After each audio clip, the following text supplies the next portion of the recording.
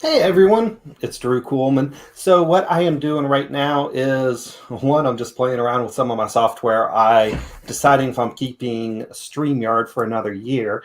So I figured I'd make some content that can help y'all out. What I do is part of my job as a realtor is to study the real estate market, to understand the statistics, to do my homework. So here, what I've done is I'm just sharing some of my notes with you.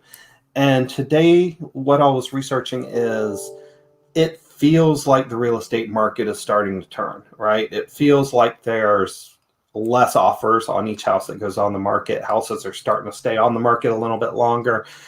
I'm hearing this, I'm feeling this, but I believe when you think something's changing, let's go to the data. But let's go to the real data. And what I mean by that is I get reports sent to me, even by our local multiple listing service, which is the Realtor database, which is where you should get the most relevant information for real estate because all the realtors are inputting that information.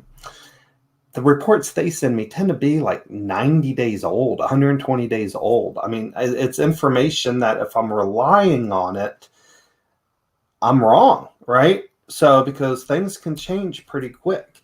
Seasons matter, price ranges matter. There's so many things that matter. That's why before you make an offer, you should always look at what the activity is happening in that area, in that price range. But anyways, what I'm going to do is let me go ahead and share my screen. Okay, so we're going to keep this pretty quick today. This is what I wanted to do was I wanted to look at the bread and butter. And in this one, I believe, okay, so I apologize, guys. I was trying to figure out, I think I did all of Columbia instead of Lexington. Let's see. Yeah, so I did all of Columbia in this one. So here's where we're at.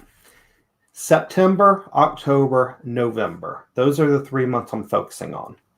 November, I did at the end of last week. So there's still about a week left. So we have to take a little bit of these numbers with a grain of salt. The last week of the month tends to be a big closing month. However, we also got saddled with, we're now hitting that Thanksgiving timeline going to December. I personally experienced a lot of just things not getting done when they should get done. And I talked to a couple of attorneys. They were saying the exact same thing. So stuck with the bread and butter properties, 150,000 to 250,000. Okay, so those tend to be the 2 bedrooms to 4 bedrooms, 2 bathrooms to 3 bathrooms, those type of houses, right? 150 to 250. The amount of new inventory that hit the market, and new inventory just means new real estate to purchase, is 623 in September, 555 in October, 385 in November. So we are seeing less and less new items hit the market each month. Again, this 385 is probably higher now. What you see in real estate every year is there's fewer houses on the market, there's fewer buyers out there looking, but both of them are doing so with a reason. So the sales still can be pretty good. So just because there's less houses on the market, it could be someone who really has to sell for that house to go on the market. So that's a great house to buy. Same thing with the buyer. They may be starting their job. They're transferring in. They don't have a lot of time to waste. They're willing to make a solid offer because they need to be here. Excuse me for taking these breaks, but all of a sudden got a little scratch, a little bit of a cough coming up. Okay, so those were the new listings. Then we see what closed because that's no longer available. 645 in September, down a bit next month, 563. November, 326. Now, what is the net? Because that's what I'm focusing on. Housing inventory. That's what's been causing our problems. So net supply in September, there's 22 more houses that closed than went on the market. So if you couldn't find something in August, you probably weren't going to find it in September, right? Because more went under the market. And, again, October.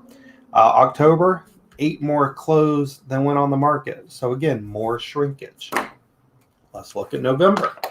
Are things changing a bit? 59 new properties on the market than what sold. Now, again, we got to know where these numbers are coming from. There was still about 4 or 5 days, or we'll say about 3 to 4 business days left in November. So 59 may go down to, say, 48. You know, that 326 will probably go to 340 something, 350 something. Still, you know, that's 200 houses less closed in November than October. Days on market. Okay, so this is saying how fast are they turning? Because if we have a supply issue, they're probably going fast. And again, when I got in the industry, like my first year, we were hitting that where the 2006, 2007 boom was ending. Days on market went all the way up to 90 to 120 days. So what we're seeing now is still just amazing to me. 14 days on the market in September. Okay, 14 in October. So these are good days on the market. We were seeing even less before. 17. So a slight tick up. So what I really want to do is focus on November. The 17 may all of a sudden become 25, you know. And when things are starting to be on the market 2 weeks, realtors are saying, what's wrong with this property? Okay, what does this mean? Okay, this is one of the first months we're seeing more inventory available, more houses that went on the market than under contract, and days on market are slightly increasing. So is this worrying? No. You know, this is just some stats. This happens every November. Now what the question is let's dig into the data a little bit deeper. Let's see how November plays out. And let's start really seeing if we think we're catching the very beginning of the transition. Okay. And again, if I do different price points, I bet you're going to see if the market's changing, you see it in higher price points first. So if I focus on probably $500 to $1 million properties, that may be the next video I do. That will be interesting. The other thing is Columbia tends to lag other big markets.